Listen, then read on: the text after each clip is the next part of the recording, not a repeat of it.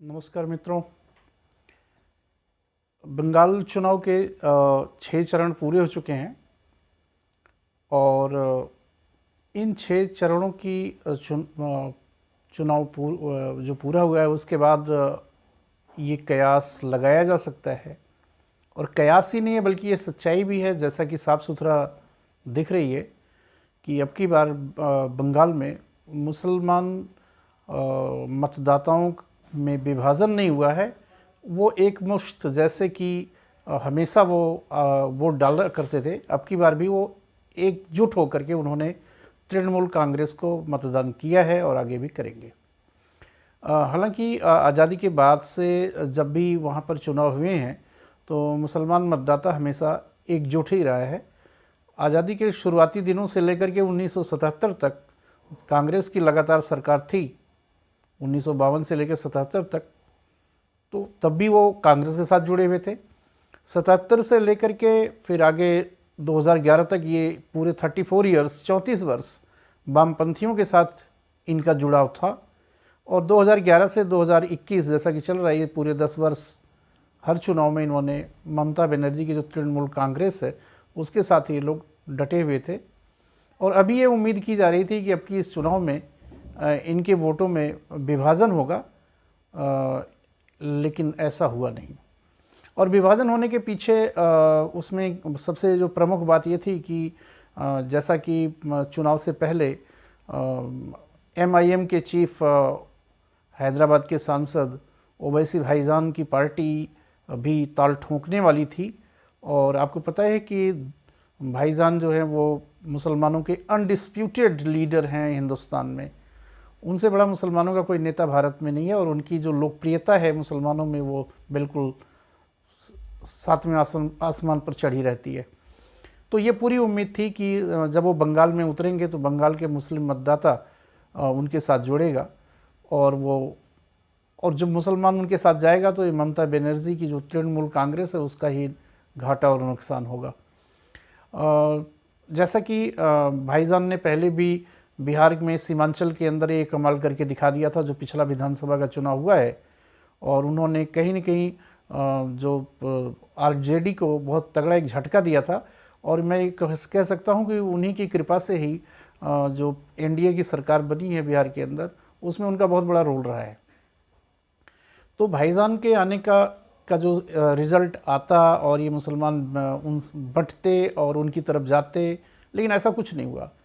और क्योंकि वो भी चुनाव उन सीटों पर लड़ते हैं जहाँ पर उनकी जीत सुनिश्चित होती है और दूसरी जगहों पर वो भाग्य नहीं आजमाते हैं। तो एक तरह से जो कुछ सीटें ऐसी थी जिस पर कि वो चुनाव जीत सकते थे और लड़ते भी, लेकिन कुल मिलाकर वो केवल 7 सीटों पर उतरे में, जबकि उनके जीतने लायक वहाँ पर 30 से 35 सीटें थी। वो मैदान में नहीं आए, पता नहीं क्यों, उसके पीछे कुछ कारण है।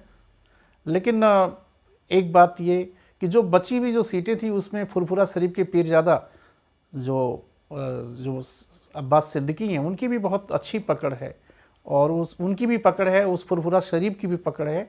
फुरफुरा शरीफ तो मुसलमानों के लिए उतना ही मतलब वो ज़्यादा अहमियत का है। वो श्राइन, वो धर्मस्थल नंबर 2 पे आता है। एक्चुअली ये मोइनुद्दीन चिश्ती की दरगाह के बाद उसका नंबर 2 स्थान है भारत के अंदर, तो उसकी अहमियत मुसलमानों में बहुत ज़्यादा है। तो फुरफुरा शरीफ के साथ मुसलमानों का जुड़ाव भी बहुत ज़्यादा है। लेकिन इन चुनाव में जैसा कि अभी देखने को मिला है, फुरफुरा शरीफ को भी मुसलमान मतदाताओं ने अब की बार किनारे कर दिया। कहने का मतलब कि ना तो उन्होंने ओवैसी का साथ पकड़ा और ना तो वो पीरजादा अब्बास सिद्दीकी का पकड़ा। तो ऐसा क्यों हुआ? बात यह है कि उसके पीछे सबसे बड़ा जो परिवर्तन आया है, ये ऐसा उनकी जो सिचुएशन जो ये बदली है, उसका सबसे बड़ा कारण यह है कि वहाँ पर हिंदू मतदाताओं में बहुत ही तेज़ी के साथ ध्रुवीकरण हुआ है। हिंदू मतदाताओं के एकजुट होने के परिणाम स्वरूप मुस्लिम मतदाताओं में मजबूरी में उनके अंदर भी ध्रुवीकरण हुआ। अदरवाइज वो विभाजित होने के लिए बिल्कुल तैयार थे, लेकिन उनको उम्मीद नहीं थी कि इस तरह से हिंदू मतदाताओं में ध्रुवीकरण होगा और भी भाजपा के पक्ष में। तो एक तरह से मैं कह सकता हूं कि हिंदू मतदाताओं के ध्रुवीकरण का परिणाम है कि मुस्लिम मतदाता बंगाल के अंदर इन दो भाईजानों से दूर हट गया उनके पास नहीं आया और वो ममता के पास ही डटा हुआ है। और ये एक बात मैं आपको बता सकता हूँ कि ममता जो इसमें कंटेस्ट में बंगाल के अंदर हैं, वो कहीं न कहीं वहाँ की जो 27-28% जो मतदाता हैं, मुस्लिम मतदाता, उनका साथ ममता को सॉलिडली बिल्कुल ही ठोस रूप से मिला हुआ है। ममता टक्कर अच्छी देंगी, जीत मिलेगी या पराजय मिलेगी वो एक अलग प्रश्न है, लेकिन अगर ममता कंटेस्ट में हैं तो वो मुस्लिम मतदाताओं की वजह से ही हैं। अदरवाइज़ जो हिंदू मतदाता है वो काफ़ी संख्या में भाजपा की तरफ मुड़ चुका है और हिंदुओं का ध्रुवीकरण भाजपा की तरफ हो गया है। तो एक फैक्टर और मुझे ये बताना है कि जो इस चुनाव में बंगाल के अंदर जो बड़ी तेज़ी से चला है वो भाइको फैक्टर है। भाइको फैक्टर ने भी जो ममता के अगेंस्ट ये काम किया है।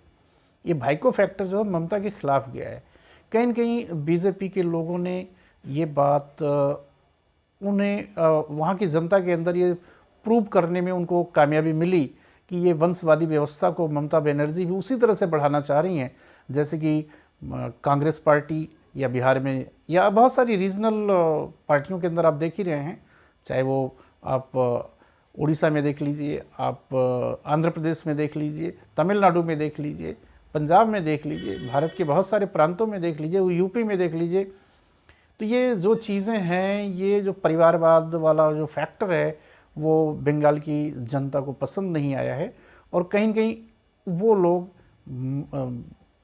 उन लोगों ने ममता से दूरी बनाने की कोशिश की है।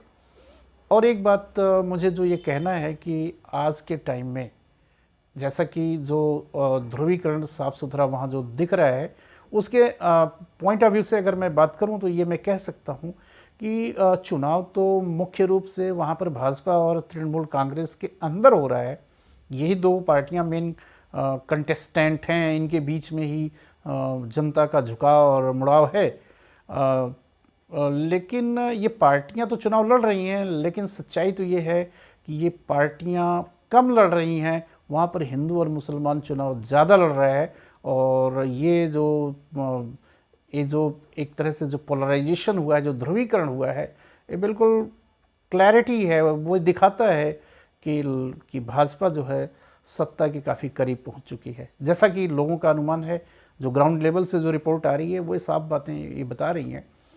और इस विषय में एक बात ये भी कहना है कि जो स्थिति आज बंगाल में भाजपा को मिली है, जिस चीज़ों को वो उछाल करके या जिन चीज़ों को मुद्दा बना करके वो ममता बनर्जी की तृणमूल कांग्रेस के खिलाफ उन्होंने ताल ठोंका है और कहीं न कहीं जहाँ वो जीरो से हीरो बनने की तरफ आगे बढ़े हुए हैं, मैं आपको ये दावे के साथ कह सकता हूँ कि भाजपा को यही सारे फैक्टर्स और यही स्थितियाँ और परिस्थितियाँ भाजपा को एक प्रांत और मिलने वाला है और वो प्रांत होगा दक्षिण में।